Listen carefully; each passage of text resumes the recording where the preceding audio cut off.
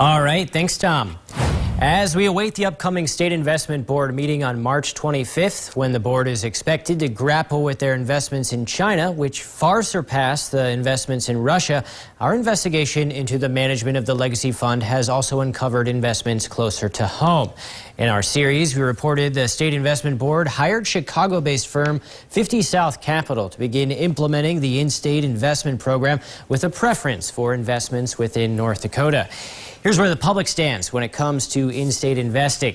In a statewide survey conducted by WPA Intelligence, a leading national research firm, taxpayers by a 10-to-1 margin won a greater portion of the Legacy Fund invested in North Dakota. And by an 8-to-1 margin, they won North Dakota advisors to decide how to invest money not out of state or Wall Street consultants. KX News has reported extensively on our new in-state investment law, House Bill 1425, that the legislature passed last session. The new law instructs the State Investment Board to begin investing a portion of our $8.7 billion legacy fund into investments within North Dakota. But as our investigation has found, the first 3 in-state investments have gone to companies headquartered out of state in Missouri, Texas, and South Dakota. And the governor's cousin, Brooks Burgum, is a partner in the Dallas, Texas-based firm Longwater Opportunities that has received an investment from the Legacy Fund.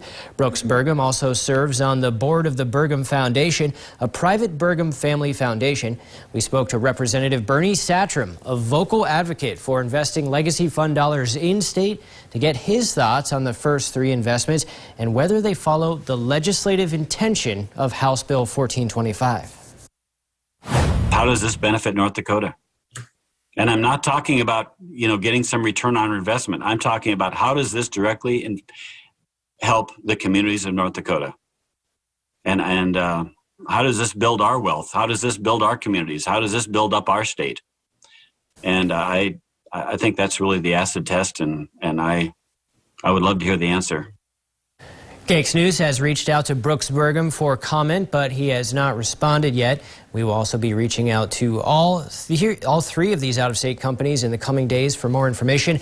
The Missouri, Texas, and South Dakota companies do not have phone numbers listed in-state based on our initial attempts to reach a North Dakota office. Definitely some more investigative work to be had there. And it all comes back to the public. Yeah, for sure. It's their money.